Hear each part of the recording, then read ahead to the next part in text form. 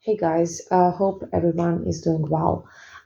So I thought that we would just continue the Q&A because I just found some very good questions that I wanted to answer. So the first one is about doing your own tarot readings, and this is something we talked about in the past as well. So the thing with reading for yourself and reading for others is that it's very different. You may think, oh, why would it be different? It's basically just reading energies. Yeah, but here's the thing. Even, people that do it professionally, even myself, I can't always read for myself. So I'm going to explain when it's possible and when it's not. So basically, when I'm going to explain it on my own example, and maybe you will be able to understand. When I do your cards, I don't pick them myself. So basically, what I do is the method where you allow spirit to pick them. So one by one, they will just be falling out as I am shuffling the deck, and that is how I get the cards. So I completely do not interfere with that. But when I am feeling anxious about the outcome, or when I have a lot of fears surrounding my question, when I'm not, at peace. So basically, when I'm doing a reading for myself and there is a specific problem and I'm really interested in it and I really need answers, this is when my own fears will kind of mix with everything, and I will get the cards, some of them at least, based on my fears. And also with the messages that I will be receiving, they will be mixed with my fears. So, um, when I'm just doing like a general reading for no specific reason for myself, uh, regardless on which topic, but I'm not feeling anxious about it. I'm not having a specific problem. I just kind of want to take a look at what's going on. That is when everything will be fine. So it's going to depend on the state you're in. And basically, if you're really anxious about something and have a lot of fears surrounding it, that is when you will not get the clear messages and your reading will not be um, accurate.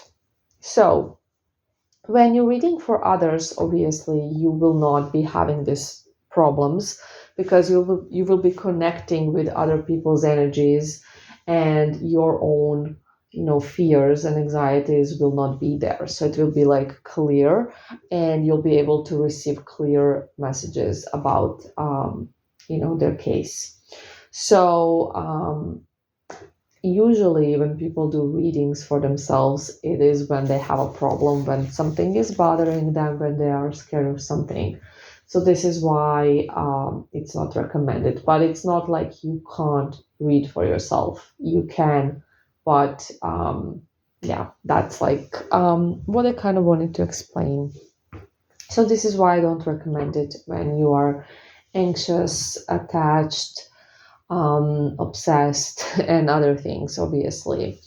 Okay, and then the second question was, and we do get this sometimes, when your ex suddenly, everything's going fine, right? You have even had some progress, and then your ex suddenly blocks you or unfollows you or, unfriends you on social media or something like that. What is going on here?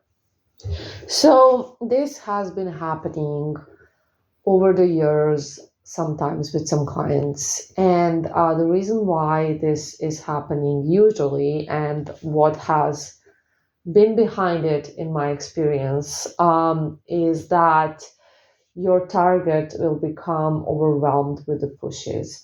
And then they're going to be very confused, and it's going to be hard for them to, look at you, and they will want to basically reach out, and they'll be fighting the urges, and then it's just going to be easier to block you in a way, because they will be like, nope, I'm not gonna contact them, so I'm gonna block them instead.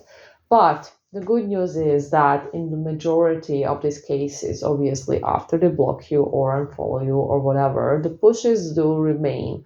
So after a short period of time, they usually unblock or contact the client or follow the client back. I don't remember many cases where, they just did it and nothing happened afterwards. So usually it's just a short-term thing, and it can be from spell work, from pushes, because some targets will react like that, because your target will get conflicted and confused and will not know what to do, and sometimes this is going to happen. So I don't think that anybody should be afraid of this, that anybody should allow this to bring them down and to bring their vibration down, and to think, okay, this is the end. They blocked or they unfollowed, or whatever it was, they didn't reply to my text. It absolutely does not mean it's over, and you shouldn't be looking at it like that. And you should just continue with your work and do not get discouraged by it. Because guess what?